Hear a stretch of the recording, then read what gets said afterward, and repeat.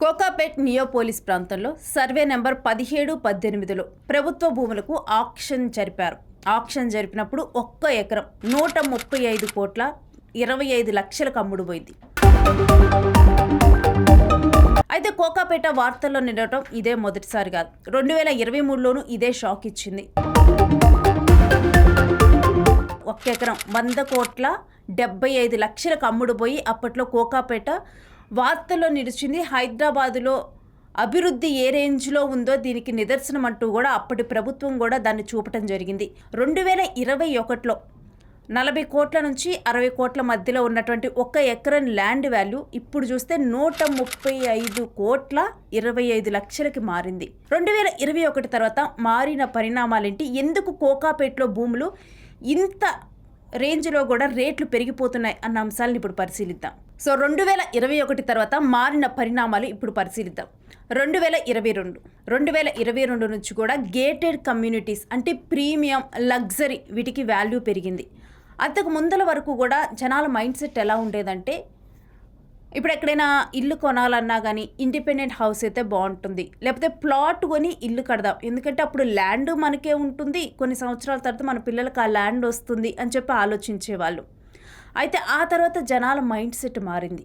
కమ్యూనిటీస్లో ఉండటం వల్ల పిల్లలకి మంచిగా కూడా మిగిలిన వాళ్ళతో వాళ్ళందరూ కలిసిమెలిసి ఉండగలుగుతారు. ఇండిపెండెంట్ హౌసెస్లో ఉండటం వల్ల పిల్లల్లో చాలా స్కిల్స్ అనేవి కూడా డెవలప్ అవ్వటం లేదు అని కమ్యూనిటీస్కి మారటం మొదలుపెట్టారు. ఆ విధంగా కూడా అప్పట్లో ఉన్నటువంటి రిచ్ పీపుల్ ఇండిపెండెంట్ హౌసెస్లో వీటిల్లో ఉండే వాళ్ళందరూ కూడా కమ్యూనిటీస్లోకి గేటెడ్ కమ్యూనిటీస్లోకి రావటం, ప్రీమియం లగ్జరీ ఫ్లాట్లు కొనుగోలు చేయటం ఈ విధంగా చేశారు.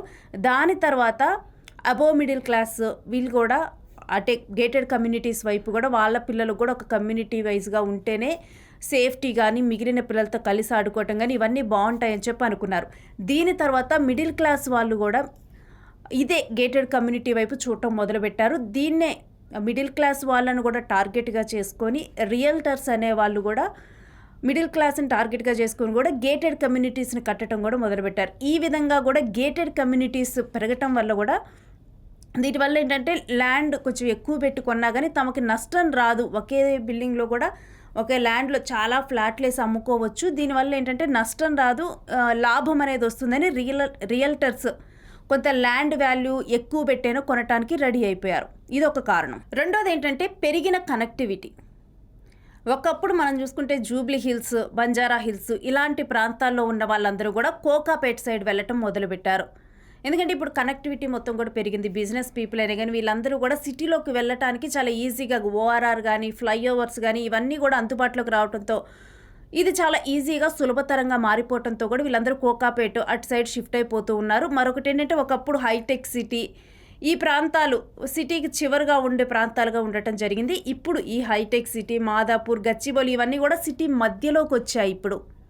సో ఈ విధంగా కూడా కనెక్టివిటీ పెరగటంతో కూడా ఈ కోకాపేట్ సైడ్ ఇటువైపు అందరూ కూడా సిటీ చివరి ప్రాంతాలకు వెళ్ళటానికి కూడా మొగ్గు చూపుతూ ఉన్నారు. అక్కడ ట్రాఫిక్ తక్కువగా ఉండటం కానీ, పొల్యూషన్ తక్కువగా ఉండటం కానీ మెనీ రీజన్స్ ఈ కనెక్టివిటీ అనేది కూడా చాలా దీనికి ప్లస్ పాయింట్ అయింది.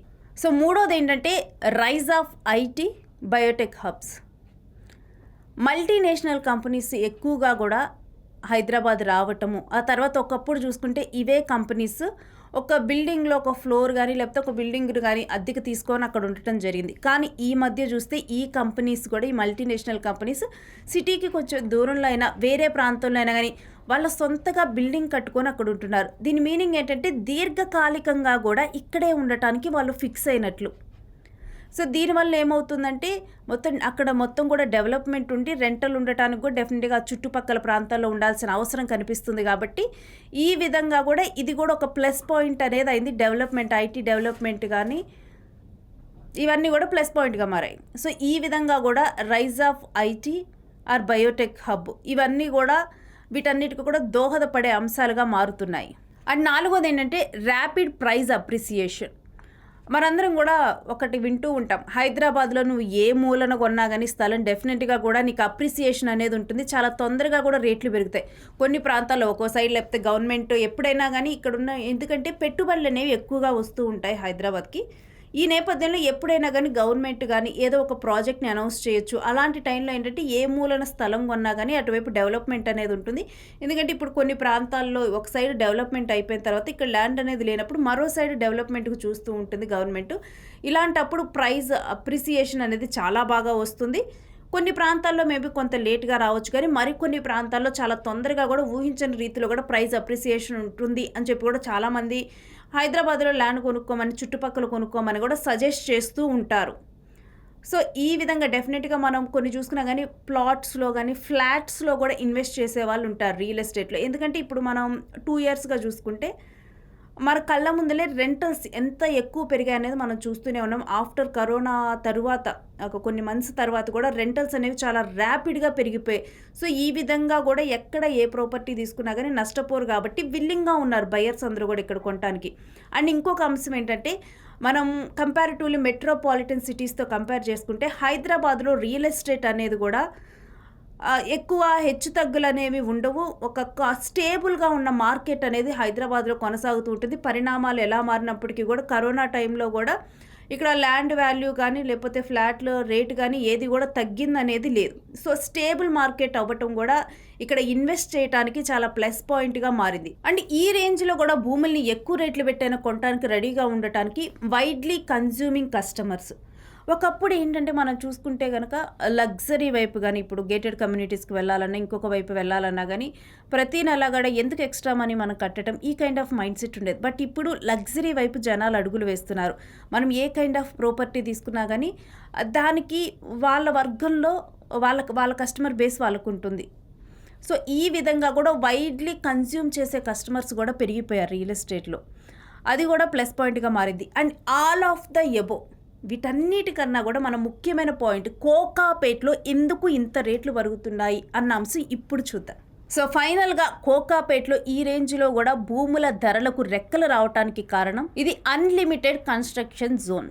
ఇప్పుడు మనం కోకాపేట వెళ్ళి చూసినా కానీ ఇప్పుడు సపోజ్ ఇప్పుడు ప్రభుత్వం ఆప్షన్కి పెట్టిన ల్యాండే నిర్ధారించింది ఏంటంటే 99 crores అని నిర్ధారించింది. కానీ ఇక్కడ ఆప్షన్ పాడిన వాళ్ళు 135.25 లక్షల కోట్లకి వీళ్ళు పాడటం అనేది జరిగింది. అంటే దీని ప్రకారం చూసుకుంటే అంటే అక్కడ నిర్ణయించిన రేటు కన్నా కానీ ఎక్కువకే పాడుతున్నారు. అన్లిమిటెడ్ కన్స్ట్రక్షన్ జోన్ అవటం వల్ల ఏంటంటే ఇప్పుడు సపోజ్ వాళ్ళు 50 floors అన్న కట్టొచ్చు, లేదు 50 floors వాళ్ళు అనుకున్నటువంటి ప్రాఫిట్స్ వాళ్ళు పొందలేకపోతున్నారనుకో ఇంకో 10 floors పెంచుతారు. ఈ విధంగా కూడా సపోజ్ వాళ్ళు ఒక వ్యయం 150 కోట్లతో వ్యయం ఖర్చు చేశారు, వాళ్ళు 300 కోట్లు ప్రాఫిట్ రావాలనుకున్నారు, అది వచ్చేంత వరకు కూడా వాళ్ళ కన్స్ట్రక్షన్ అనేది ఫ్లోర్స్ పెంచుకోవచ్చు. ఈ విధంగా కూడా అన్లిమిటెడ్ కన్స్ట్రక్షన్ జోన్ చేయడంతో కూడా కోకాపేటలో మనం మొత్తం చూస్తే కోకాపేటలో కడుతున్న అన్ని కూడా గేటెడ్ కమ్యూనిటీస్, అన్ని కూడా పెద్ద పెద్ద హై రైజ్ అపార్ట్మెంట్స్ అని చెప్పాలి. మొత్తం కూడా హై రైజ్ అపార్ట్మెంట్స్నే మనం చూస్తున్నాం. And minimum 5,000 to 4,000 range SFTA ఇప్పుడు అక్కడ కన్స్ట్రక్షన్ కూడా జరుగుతూ ఉన్నాయి. అంటే ఇక్కడ టార్గెట్ మొత్తం కూడా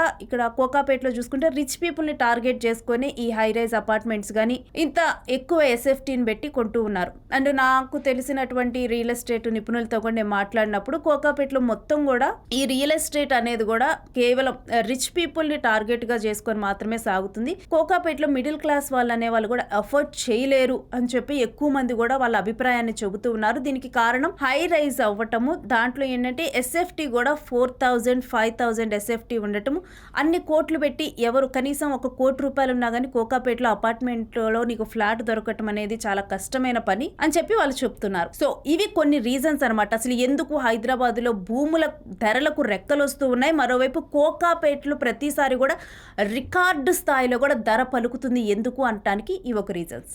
Keep watching UTV.